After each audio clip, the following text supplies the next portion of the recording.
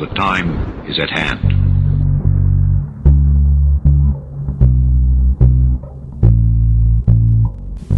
From the land between the crackheads in Williamson, West Virginia, you're in Dark Places. My name is Junebug Fugit, and I'm on vacation this week. Most people get to take big fancy trips when they go on vacation, take off with their family and go to the beach or something like that. I don't have any money, so I don't do that. I'm just going to be sitting around the house all week. But it's a good thing. I have a little extra time to work on the show, I guess. Maybe mow the grass. Yard kind of looks like a jungle right now. So since I'm on vacation, this week is the spring break episode. How's that? Can't think of a big cool title. Usually when we have those generic titles, it means it's just going to be a big assortment of different stories. We've got some green children. We've got some black-eyed children. We've got some glitches in the Matrix. This is the Paranormal Spring Break. Dozens arrested in Iraqi crackdown on witchcraft by Tim Banal. Thanks, Tim. Authorities in Iraq arrested a whopping 48 people accused of illegally practicing witchcraft. The suspected sorcerers were reportedly taken into custody as part of a sweeping crackdown on the proverbial dark arts on the part of the country's Ministry of Interior. In detailing the arrests earlier this week, the agency indicated that the 2-week-long operation was conducted in coordination with Iraq's Supreme Judicial Council, which sought to put an end to these dangerous phenomena that pose a direct threat to social peace, ethical values, and the rule of law. The 48 men and women who were arrested by federal agents in Baghdad and surrounding areas stand accused of practicing sorcery while claiming to offer spiritual healing or solutions to family problems. Should those swept up in the literal witch hunt be convicted of exploiting people's beliefs in magic for financial gain, they could face a possible 5-year prison sentence under Iraqi law. The recent arrests are in keeping with similar efforts to squash sorcery in the Middle East and Central Asia, as both Tajikistan and Kyrgyzstan have taken aim at the practice in the past year. Second Loch Ness monster sighting of 2025 reported by Tim Banal. In what may be the second monster sighting at the site this year, a Scottish woman standing on the shore of Loch Ness spotted an unusual shape briefly emerge from the water before submerging back into the deep.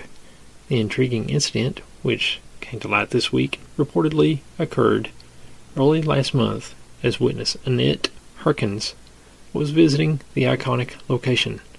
While observing the site with a pair of binoculars, she noticed a strange disturbance, followed by a few bubbles in a wave that caught my attention. Harkins' curiosity soon turned to wonderment when a dark gray shape broke the water's surface, moved a short distance, and submerged again. Despite being understandably astonished by the scene, the quick-thinking witness swapped the binoculars for her cell phone and snapped a picture of the curious anomaly. Visible to the left of the wave before it vanished from sight, Harkins subsequently shared her curious account in the accompanying photo with the Loch Ness Center tourist attraction, which revealed the tantalizing case on Tuesday. And I'll put a link for that article and the picture in the description. I've taken my kids to the specific park that's right outside our city 3 times prior to this last trip.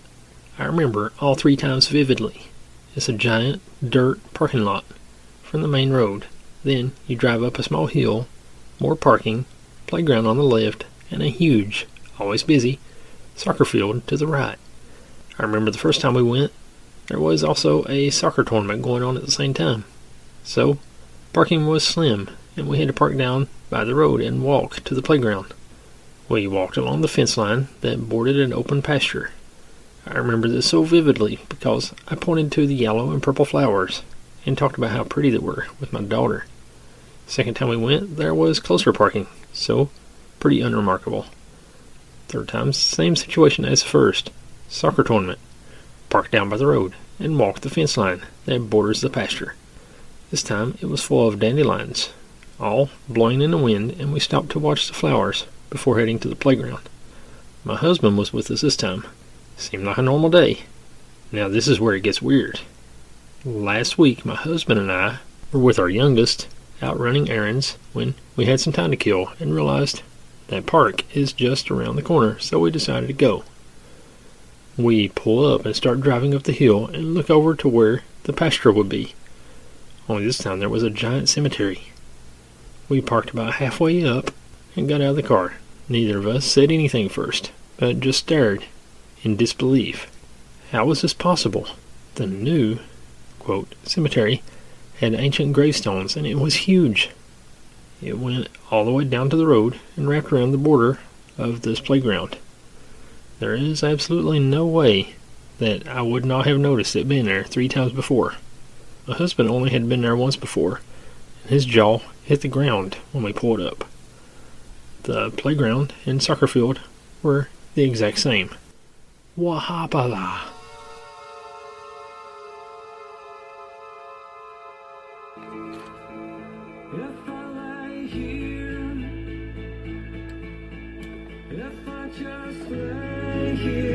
Mummified body found in wall of California Convention Center that hasn't been used since 2005. The conditions in the walls were such that the body was preserved in good conditions, said the Alameda County Sheriff's Office. A construction crew renovating an out-of-use building in California found a mummified body inside, police say. The workers were demolishing a wall on Wednesday at the Henry J. Kaiser Convention Center in Oakland when one of them discovered the corpse. We found remains best described as mummified, Lieutenant Ray Kelly of the Alameda County Sheriff's Office told NBC News. The conditions in the walls were such that the body was preserved in good condition. The body has not yet been identified. Police are working to determine who the person was and how he or she got inside the wall.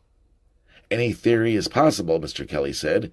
It could be anything from someone who got in behind the wall and became trapped and died to someone who put the person there. God only knows. According to the Oakland Police Department, the body was found in a tiny space between 2 concrete pillars behind some drywall near the building's concert hall. The cavity where the individual was found was approximately 15 inches in width and 12 inches in height. So far, no evidence of violence has been found. There were no obvious signs of trauma observed. There were no cracks or fractures in any of the bones. The Alameda County Coroner's Bureau is currently examining the corpse. Authorities hoped to find identity through fingerprinting, DNA evidence, and dental records. Mr. Chaves believes the person probably died many years ago. The convention center opened in 1914, but has been closed since 2005. The current renovation work began in 2015. I think this was a tragic case where someone lost their life, Mr. Chaves said. Some family lost a loved one.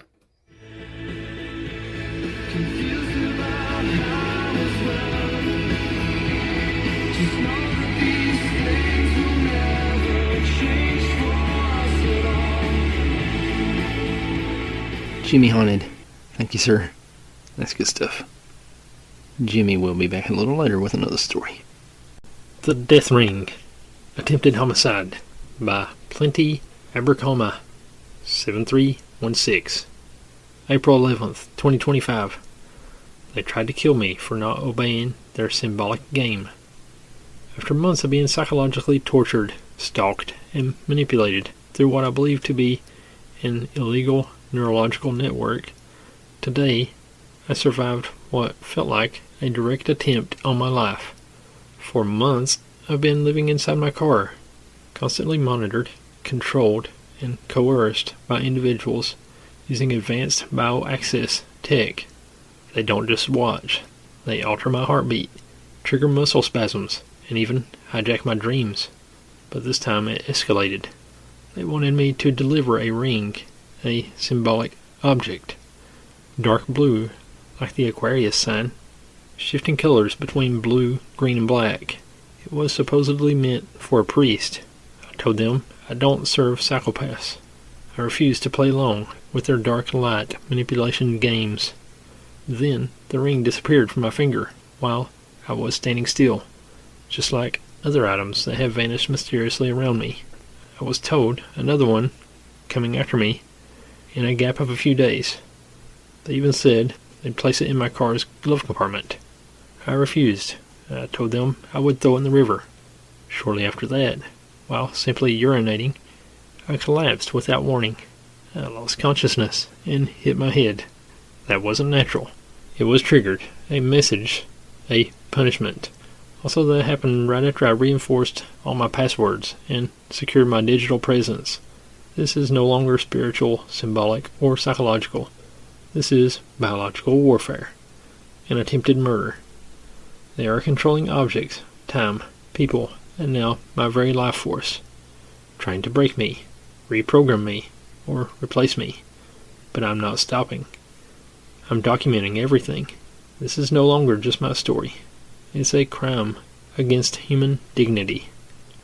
So what do you think's going on there? Kind of a MK Ultra mind control program? Carl is my co-worker. I have worked with him for about 11 years now. He is an electrical engineer by trade and a normal dude. Wife, 2 kids, yada yada. No signs of any conspiracy theories or any weirdness.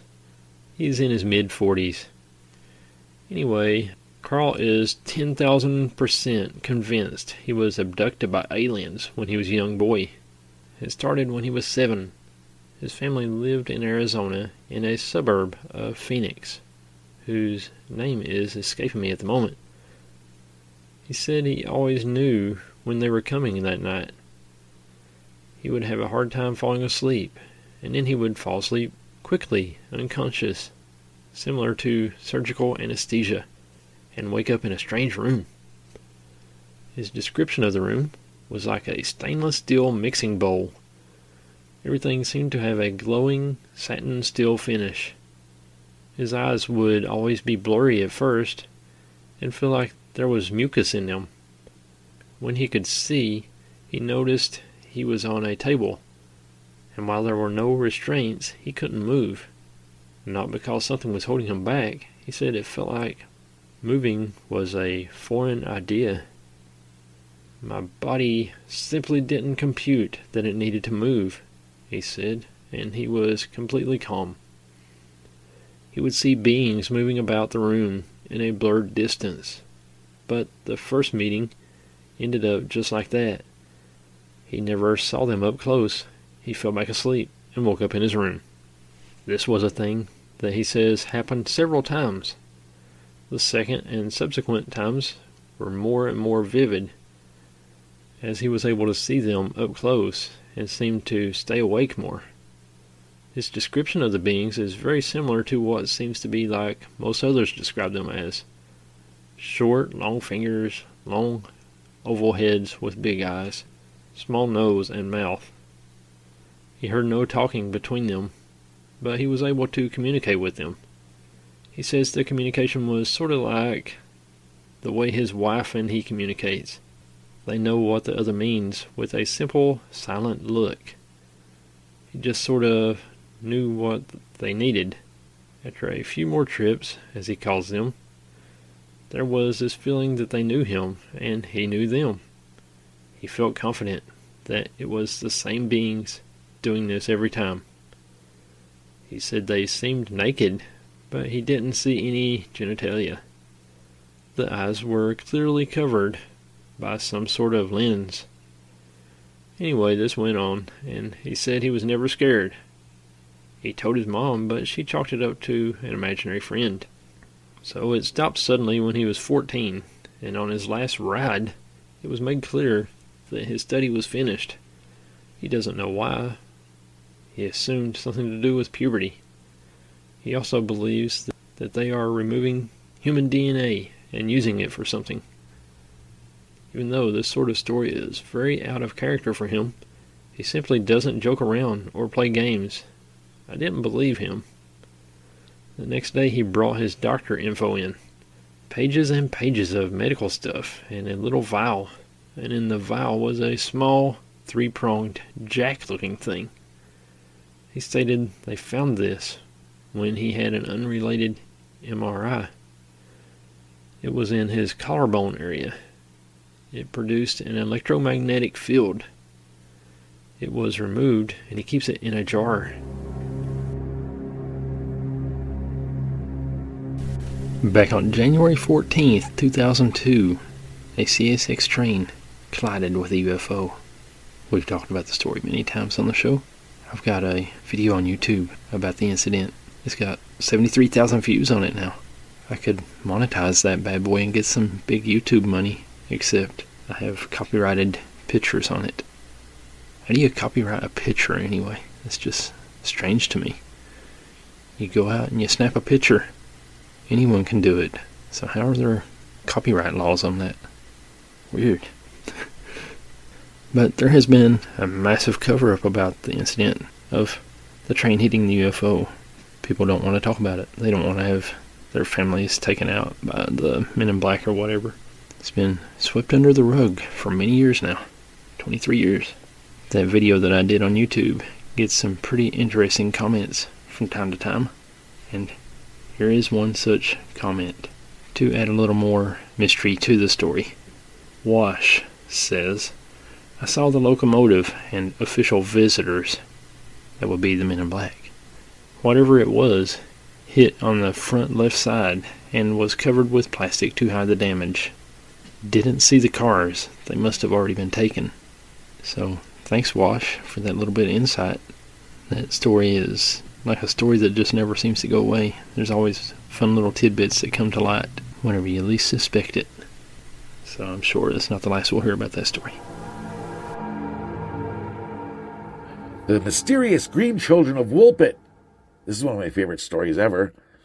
The legend is that two children with green skins reportedly appeared in the village of Woolpit in Suffolk, England, around 1150. The brother and sister spoke in an unknown language and refused to eat anything but raw fava beans. They were taken to the home of a man named Richard de Calney, who over time slowly got them to consume other foods and learn to speak English. Eventually, their skin lost its green color. When asked where they came from, they claimed to be from the land of St. Martin, where the sun does not rise. They didn't know how they got to Woolpit, but recalled that on a certain day, when we were feeding our father's flocks in the fields, we heard a great sound, such as we are now accustomed to hear at St. Edmund's when the bells are chiming.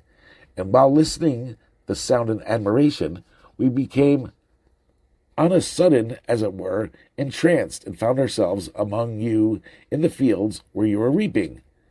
The children were then baptized, and the boy died shortly after due to an unknown illness. The girl stayed with Richard. Jimmy says that looking in YouTube comments is a good place to find stories. So these next two stories come from YouTube comments from some random videos that I saved. I don't remember what the actual videos were now. My grandfather was a special agent in the OSI. I don't know what that is. My mother told me as a kid he would get a phone call in the middle of the night, line up her brothers, and kiss them goodbye. They asked where he was going, how long he'd be gone, and what he'd be doing, but he just told them he couldn't tell them that. After he died, my uncles went through his stuff and found passport entries into countries, but not out. Discovered he was sent to Harvard by the government to learn Japanese, and that Russia had a dossier on him. Crazy stuff. So maybe he was a man in black or something. This is an alien abduction by Lord of Mamas. The sedative feeling happened to me and my late husband. We had many things happen before this, seeing orbs of all different colors and shapes. But one night I woke up and the whole house was flooded with blue light. We live in a cabin in the woods, and there's a loft. I sat up and saw an extremely bright blue light shining through the front door. I woke my husband up. He sat up, said, "Yeah, I've seen this before," and lay back down. And so did I. The next morning over coffee I said, "Was that real or was I dreaming?" He said, "No, it was real. I remember, and it has happened to me before." The story is from our friends over at phantomsandmonsters.com. And while you're at it, check out phantomsandmonsters.com. They got some good stuff going on there. Black-eyed kids terrorize Glade Springs, West Virginia resident. This was just on Saturday, April 12th. So pretty recent. A young man is awakened by his doorbell at 2:30 a.m., wondering who it could be, since he lives in a gated community. It was actual thunder, not an added effect. He is met at the door by two black-eyed kids, and that's when the terror begins. I had never heard of the black-eyed kids until I encountered them, still not knowing who or what they were. I did what any modern young man would do. I Googled them. I was shocked that I wasn't the only one. Had I not seen them for myself, I would have just thought it to be another modern urban legend gone viral. Besides my girlfriend, I've only told my brother, who is into everything creepy and horror. I'm an accountant. So he's the boring guy, but his brother's pretty cool. My girlfriend and I live in a small gated community in southern West Virginia called Glade Springs. I've heard of it, never been there. The community has about 150 houses, a country club, and a steakhouse/bar called Bunkers. Now anyone can come through the gate during business hours, but after they close, the front security gate stops all traffic and makes sure you are a resident. If you're a visitor, they call the house that you're going to verify that you actually are expecting them. Sometimes it's a hassle, but hey, you don't have to worry about a robbery. So imagine my surprise when my doorbell chimed at 2:30 a.m. I was jarred awake and wasn't sure if it wasn't just a dream, considering I had just gone to bed shortly before. I rolled over and looked at the clock, noticing the time, and when my doorbell chimed again, I felt a cold chill run through my body. Not reading too much into it, but it could be that one of my neighbors has an emergency, right? I nonchalantly made my way to the door, and now I see how foolish I really was. And I opened it. Luckily, the wrought iron storm door was still locked because who or what stood before me was not a resident of the community. Two boys stood at my doorstep, one looking about 17 and another looking about 10, wearing dark hooded sweatshirts and jeans. The young one had shaggy, dirty blonde hair and would only look down at the stone steps, and the other one had his hood pulled and his head tipped to where I could only see from half his nose down. My voice caught in my throat, and before I could even ask what they wanted, the older one spoke. His voice sounded forced and dry. There was no emotion or sincerity in what he said. "I'm sorry to bother you and your girlfriend, but we need to come in and use your phone. We've been in an accident." I felt the familiar chill return to my whole body. How did he know my girlfriend was here? I wrote it off as my Tahoe and her Volkswagen were in the driveway and figured they just assumed. I tripped over my words. Something about these kids wasn't right, wasn't normal, wasn't human. I can bring you my cell phone, and you can call. I don't get service inside here, so you have to stand on the sidewalk to call. I finally said nervously. Of course, I was lying through my clenched teeth. I did not want these kids in my house. "Well, my brother really needs to use your bathroom, Chuck. We have to come in," the older one said, and then that's when I went into a complete panic. He knew my name. "I'm sorry, are you from here? How did you know my name?" The words practically shook out of my mouth. That's when he became slightly hostile and demanded to be let inside, and I told him I was sorry, but I couldn't help them. And just as I was about to close the main door is when it happened. The both of them snapped their heads upwards and looked me straight in the eyes. Black.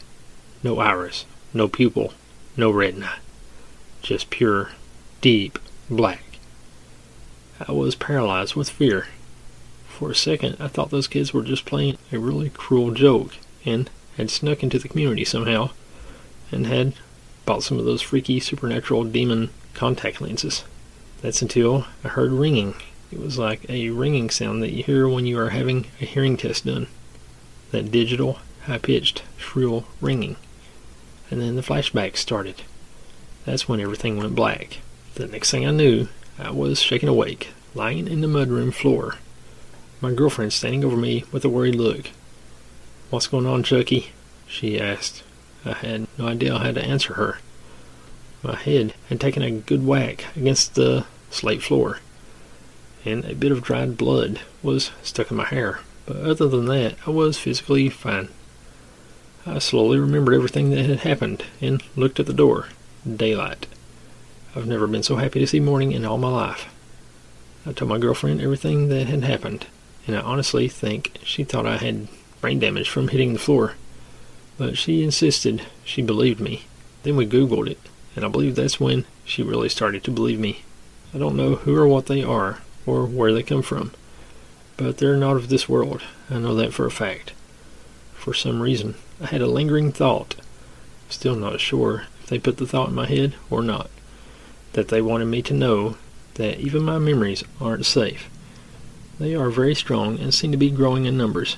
For some reason, they seem to not be able to hurt you physically unless you invite them in, which I don't know, since either no one has ever let them in or the ones that have aren't around to tell their story anymore. But they can get in your mind. Since that night, I feel as though I'm being watched. I see them out of the corner of my eye occasionally. I'll look at my girlfriend while we're at the movies or dinner, and her eyes will be solid black for a split second. And worst of all, they took one of my most precious and most often reminisced memories and turned it into something sinister. Something that's now a constant reminder of the black-eyed kids.